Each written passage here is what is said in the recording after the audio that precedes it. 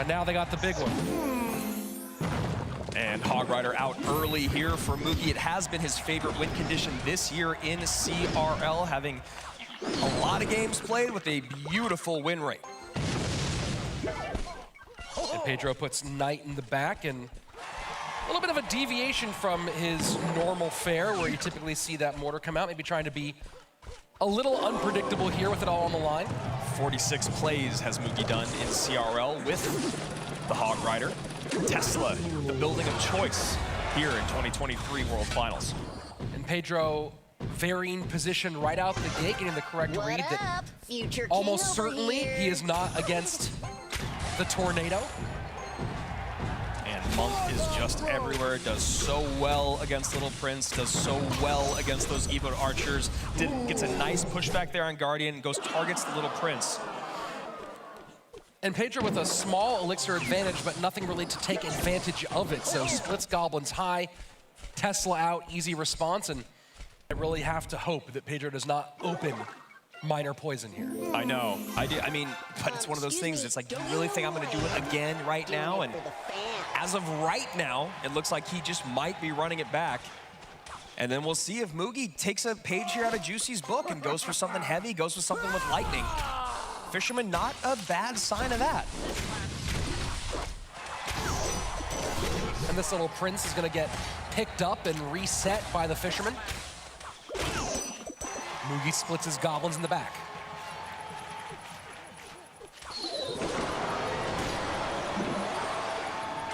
And here we go, it's Mortar game number 1. And Gob Giant right into it. What up, future And as a Mortar player, this isn't a great spot to be in, but you do have that Little Prince to help everything out. And Valkyrie, we have not seen a lot of her in this competition, and you see Pedro bringing it out in the biggest moments. And opting to save the elixir and not call in the Guardian throughout that whole exchange. Happy to sacrifice a little bit of damage. Oh, and now he has an opening to do it. Those bats stop it. Now we see a miner going behind. Is that a small mistake? No, Mugi has some decent defense for it. Bats for both, but Evo Mortar for Pedro. Evo Bats for Mugi as he mortars to the opposite lane. And Little Prince, a great response to that. And you see Pedro maybe playing a little bit too similarly to how he has in the past. You knew he was going to get doubled down. You knew he was going to try to protect the mortar. Mugi immediately pulls the trigger on that Guardian and gets some good damage out of it. This might be the second or third time Valkyrie's been played all weekend. Yeah. It's very interesting to come out in this moment. And Mugi maybe opting to take some damage. He knows Mortar is out of cycle. He knows he can double down on this push. And if his opponent is able to cycle all the way back around, Mugi's thinking he can take advantage of that with his spell power. There we go. Evil Mortar at the bridge. You knew it was coming. And doing a good job taking advantage of the focus that Mugi had to place on the Little Prince there to engage with the bats there at the bridge. And Mugi ready for every single one of these miners so far, Rich. 25-87, 27-09. Our former world champion is turning up the heat. Fireball Rage on top. You know it's coming. Oh, boy. That is brilliant. Bats in. They are being tanked for by the Guardians, so they will survive for a while. And to pick up a game off of Pedro while he's playing miner is such a huge swing in momentum. Oh, and look at that, predictive miner, Rich. And the snowball behind. Will this be enough to get Mortar on tower? No, Goblin Giant goes to the opposite lane. Pedro trying to protect, but that Mortar's not going to get as much as he would like. Yeah, maybe just a little bit too much. All of us Mortar players have been there before. You want to double down at the bridge. You want to make sure you can get that connection, but look at that right-hand tower. Mugi is so happy to eat those maybe 2 Mortar shots. No, takes 1 down to 1060. Take some to give some, and now the Mega Knight comes out. Mugi may be realizing that Pedro struggled against the rage plays. This time not throwing the bowler in here as well. And I love this play because the worst thing that happens when you cycle those goblins, Rich, is you can't pick up a miner. But look at the push on that right-hand side. Devastation, 884, 90 seconds left. And Mortar has just not had the magic that's carried Pedro thus far. A very nice Goblin Giant. I was kind of looking at the elixir bar there of Mugi, wondering how he wanted to respond. He has played this absolutely perfectly. 1981 now to 884.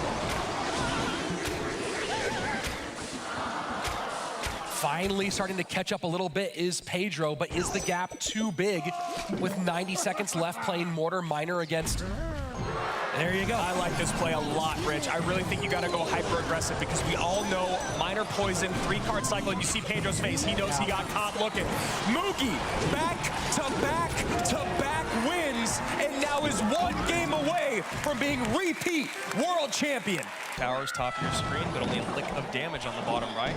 As we see another Hog Rider come in here from Mugi, and right now, I think they're just feeling each other out, Rich, trying to see how, if anyone's going to make any mistakes early, and then I imagine once we get down to a minute left of gameplay, things get a little spicier. Oh, certainly they will. And interesting you see, you talk about that feeling out process, Andrew, the not playing an Earthquake early on that bomb tower, instead just maintaining this even game. Yeah, same thing there. You're talking about with getting that Miner cycled in the back, Pedro knowing that's his best response. Oh, look wow. At that. Goes for the King Tower activation, learns that from Air Surfer. We saw Air do it earlier on today, and we saw how much that helped that game. And there you get really in high relief the thing that we saw happen in Mohamed Light's matchup against that Monk, how wide that earth is that you have to give it for the reflection. And it's so funny, you know, you talk about that on broadcast, and I think a lot of people were kind of like, well, that's not, is that a duh statement for pros? But if you saw online, there were so many people that were talking about, oh yeah, that range, that splash, that reflect, I can't believe that it actually got the reflect back. And, you know, if it's able to trick Momo, it makes a lot of sense. Hog to the opposite lane here. This time, now that we're in double, you see the, not just Earthquake, but Snowball as well. Mugi selling out for 1 hog shot on the left. And I like that. He goes and recognizes that he's not going to really be able to break through in single elixir, so how can he make things happen? And then you talk about Pedro. I've heard many people talk about this. First of all, it feels like he's just playing ladder. He just keeps coming out with the same thing. You kind of heard Morton say it. It's like, you know what he's going to hit you with. He's going to hit you with Miner Poison control, and guess what? You cannot stop him. Mugi going for some creativity here. Hog way in the back. Earthquake does not get on the bomb tower. Little Prince trying to stop the Hog. 1 shot will get it anyway, though. And look at the Miner on the opposite side. Blow for blow. These two are trading as we enter sudden death. And it's so impressive because you look at Pedro being able to keep up and have the damage lead with just basically that Miner plus Poison chip. These Hog Riders have connected a few times, and you see right there, he just goes, all right, Poison on top of 1 Archer, no problem. Mugi continues to sell out. Perfect timing, though, on the defense. Pedro opening up the lead a little bit. 80 seconds left, 13:58 to 16:33. Pressure stays on. That Ice Spirit is not available to reset that Miner at all, so has to rely on the Evo Archers as Mugi sets up his next Monk to the left. This is just so crazy. You know what he's gonna play. You know what he's coming out with, and you just cannot seem to break through. You know, you think you maybe just go straight up counter for Miner Poison, but look at this. Perfect defense after perfect defense. Mugi trying to beat the cycle. And the late bomb tower stops at 889 to 1066. We are very tight. Guardian plus Little Prince at the bridge. Miner now to the back. That's it, Rich. That's tower down. That's tower down. Little Prince ticking away. It's staying up, and that's it. Pedro is 1 win away from being world champion. The moment is starting to click for him that this could be it. $250,000 is a life-changing amount of money for anyone. But you talk about a rookie, how young you are, how fresh and new your career is. $250,000 on the line. And that rage, you see Pedro take a moment and evaluate. Has a feeling he's against the deck that has done so much nasty work this weekend. Yeah, that Goblin Giant deck with the minions and the Evoed Bats has been so tough to keep up with. And Pedro sitting back, leaking some elixir, leaking a bunch of elixir, trying to think just how he wants to move forward here. A little chip damage left-hand lane. Both players slow things way down. First minute passed, and just a little touch on the bottom right and on the top left. What's fascinating about this is Mugi was not going to hold at all, but then based off of Pedro, who apparently has struck a little bit of fear in our former world champion, he goes, all right, fine, I guess I had to slow things down, play at your pace, and just several seconds away from getting into that double elixir and figuring things out moving forward. Well, Mugi just got beat by Pedro with Electro Giant not 20 minutes ago. maybe half an hour ago. So he's sitting here seeing the Evo archers and the barb barrel and wondering if he's about to suffer the same fate once more. And 17 seconds remaining before we get to double elixir, and you can imagine this is going to be a hot and heavy last minute of regulation. Again, Mugi back against the wall, facing elimination. Pedro with lives to give, with a set to give. One game away from glory. And Team Bowler goes wild. Not sure if that smile from Mugi was in response to the cheers. And it's Bowler plus Mega Knight. A very, very heavy deck, which makes sense why Mugi wanted to slow things down. There's the Goblin Giant as well. So busting out, pulling out all the stops is our 2021 World Champion. Skeleton. Maybe Royal Giant here instead of the Electro Giant. Yeah. With the Phoenix in tow, and of course the Skeleton King. Bat's getting great value on that left-hand side. Nice value fireball there as well. And those two Phoenixes will be distracted. There's the RG coming down. Fishboy right in front of that King. And Mega Knight comes down to help the DPS, but that's going to be a few big-time shots. Lead opened up for Pedro, 23-31. And this is a great counter push. You get the Goblin Giant behind the Mega Knight. That way the Spears can help out with the Phoenix. Then you have the Evo Bats coming in. The Phoenix Egg pop. I don't know if that Fireball was actually necessary, and we will see. Pedro gets that Fisherman out, though, just in time, Rich. That is a clutch King Tower activation. Some Spears still get on that right-hand tower, but Pedro able to get his Evolved Archers out and set up for his next push. Goblin Giant coming down here from our former champion on the right-hand side. The rookie, though, ice in his veins. A Goblin Giant, a Mega Knight, a Bowler, and Rage all on this left-hand lane. That Bowler is raged up, but still he's just kind of caught in traffic over and over. These defenses from Pedro have been pretty clean, but nice damage there on the left-hand side for Mugi. Not quite caught up, but very close, courtesy of the left-hand tower of Mugi, down to 1999, is the current biggest lead as the former champion sets up in that weak side lane. 1 minute remains in what could be the last match of 2023. Just piling everything on here at the bridge, trying to find a way to break through. Rage just not quite doing it yet. Pedro managing his cycle very, very well. Rich, the rookie, looks like he might be taking this already, completely controlling this game. Now, finally, the second RG comes in. And goes to the non-Bowler side, which is interesting. Does get one more shot, but keep in mind, both those sides fairly even. Has not opened up a more significant lead as the Goblin Giant comes in, and the Tombstone. The MK hits the Tombstone. The MK hits the Tombstone. That Goblin Giant can get to tower. Fireball onto the Evolved Archers. Fishboy not doing very much, and suddenly the lead in both lanes. Heavy for Mugi. Pedro with his last gasp here in game 2. We're going to game number 3. The Fisherman connects on the right side. Damage on the left, and Mugi stays alive.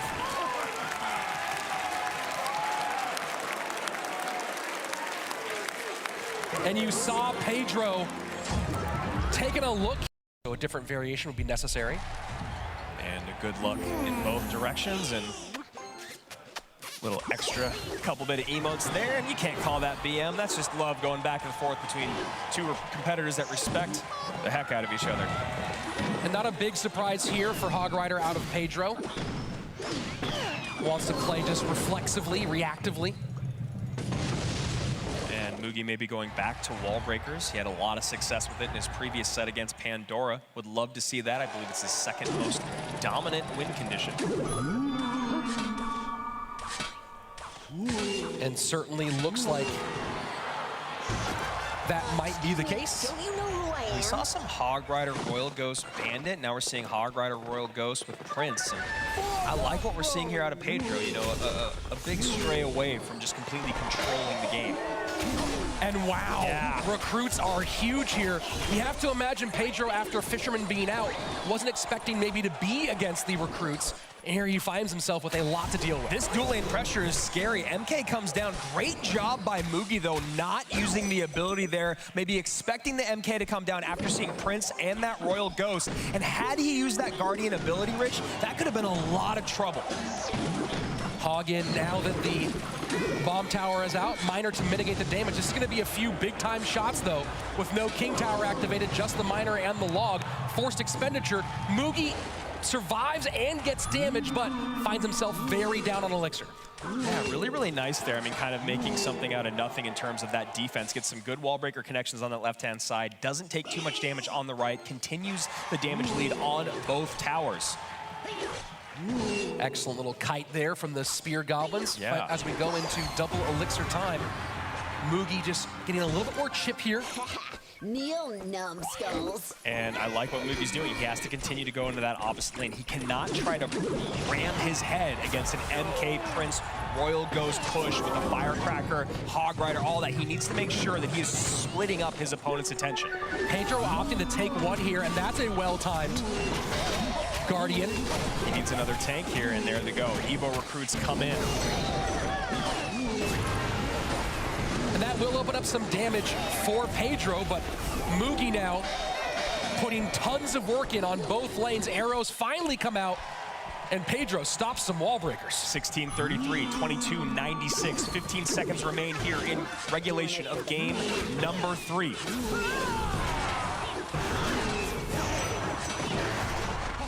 Prince finally not facing goblins or recruits for a half second. Log for some knockback. Can it get to another defensive wall breaker? Stop the Prince from getting to the bomb tower. Bats trying to clear. Hog should get one. And that was a great job of Mugi mitigating that damage from the Prince, having to pick his priorities there. Does take care of the Prince, and like you said, takes one shot, but he's using his health as a resource. 12:28 now to 18:50. Continuing to get poison value is Mugi just over and over again.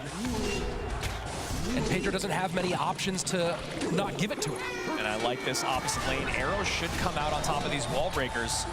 And now Mugi setting up for defense once again. High Evo recruits, regular recruits. And Pedro must be happy to have all those in one lane for once. Of course, the evolved ones will be coming very soon. Now Miner plus Spears left-hand lane for Mugi. Bats trying to hold, but that's a ton of damage. Miner on the tower, Spears do a ton, and Mugi has opened this thing wide open. Royal Ghost does connect, but a great job there with the wall breakers, Rich, to stop that Evo Firecracker. She seemed like the most dangerous part of that push. Mugi did a sellout push on the left-hand side, gets great damage out of it and perfect defense, and now should be back to Evo recruits. There we go. Pedro's having so much difficulty with the miners because the best ways to catch them are tools he really needs for offensive pressure. And there you go. Miners in, Wallbreaker in, Prince finally able to stop a miner, but then recruits come right behind him. 4:05 to 9:47, but miner chip is all that Mugi's been getting here late. And you know that's just a couple hog hits, an MK leap. He's got to play perfect now, just needs to poison it out. Poison in. And that's it, Andrew. We are going to a bracket reset, best of 3 for the World Championship. And this is where things get really crazy. That must be Rich over there. And Pedro may be just trying to get some emotes out, just so his fingers do something and he feels a little more comfy. Yeah, I mean, comfort is what he needs. He doesn't have his comfort deck. He loses with it in game 1. He has the advantage in the previous set, and now all of a sudden a man that's been here before is just 5 minutes away from glory. And it's interesting, Andrew, we've taken the whole weekend without really any real staring contests, and then here today, in the last couple of matches, we've seen not one but 2. And you wonder how much of that is actually nerves, right? You know, you go back to that other game where Mugi's playing basically a 4.0 average elixir cost. And Pedro then looking, hindsight is 2020, always you go, should I have just been a little bit more aggressive in single? Because that beatdown push in triple maybe would have just been less easy for him to pull off. Mugi cycling arrows just to maybe get the right cards in his hand. A little chip damage there to open things up. 40 seconds left until we get to our double elixir time. I don't know how I feel about putting myself in a position to have to win a game in 1 minute against Mugi. Yeah, that might be the scariest thing I can imagine. Yeah. Does Pedro go big here? And looking like our admin wanted to get a quick little emote in there. Shout out to whoever that was. And here we go. Final 10 seconds of regulation. What do you pull out here with everything on the line? Baby Dragon for Pedro. And Ram Rider to counter from our former world champion. Pedro will be very happy to have Bowler against the Ram Rider. And E-Giant. And we see immediately Mugi go opposite lane with that Lumberjack. He's been so good at knowing when to do that. And back around to arrows soon should be Mugi. And there we go. This is a pretty great E-Giant on that right side. It just ate Mugi's entire defense up. And now right back to it. Opportunistic Mother Witch at the bridge. Oh boy. Tombstone out, Ram Rider in. Doesn't even need the arrows, and that's a big connection. And the archers aren't following the E-Giant, so they might do a little pressure on the left-hand side, but they really aren't very helpful right now. No, I think you just straight up ignore them. Recruits will do more than enough. And they absolutely do. Electro Giant shredded. Now Bowler having to deal with this push on the right-hand side. E-Giant to pull. And Kite here in the middle. Mother Witch in response by Mugi. Decent damage there from the recruits on the E-Giant, but you obviously want just a little bit more of it. Anti-lightning positioning there with the God Cage. Nice play, and Lumberjack high enough to where you're not comfortable to pull the trigger on that lightning. Arrows plus poison covering both phases of the archers. And one of the most under-celebrated cards defensively in the game is that Mother Witch, because she's able to put in a little bit of damage and then make those piggies tank for her. And right now, she's getting so much value from this Tombstone, Rich. I think Pedro needs to be a little bit more cautious about just cycling that Tombstone. He's not being very conservative here. NATO does hold, though. He has E-Giant plus Archer on the left, Bowler plus Archer on the right. That Electro Giant not going to get much for him. And recruits back in. Only 1 minute remains here. Mugi basically untouched. 58 seconds away from being a repeat world champion unless Pedro can turn things around and turn them around quick. Pedro needs to get a Tombstone down. Instead, he's letting the E-Giant stun. E-Giant stun should completely give Pedro great opportunities against that Ram Rider, as every time it snares, ends up hurting itself. But so far, that has not been the story. And now you can see Mugi turn up the heat on that right-hand lane if he'd like. Tombstone out early, maybe a high Mother Witch. Just has to go defense. Electro Giant behind, and the archers are not far enough away to totally ruin that Lumberjack. Lightning in, and the arrows clear. One evolved archer still alive. Rich. Mugi is moments away, 27:35, 23:03, and I believe we might have our first ever repeat world champion, and that is it. 2021, 2023, champ, that's Mugi. He had not lost a game until earlier today when he ran into Pedro. Pedro is the only person who was able to get Mugi's number, and Pedro takes one, Mugi takes the rest.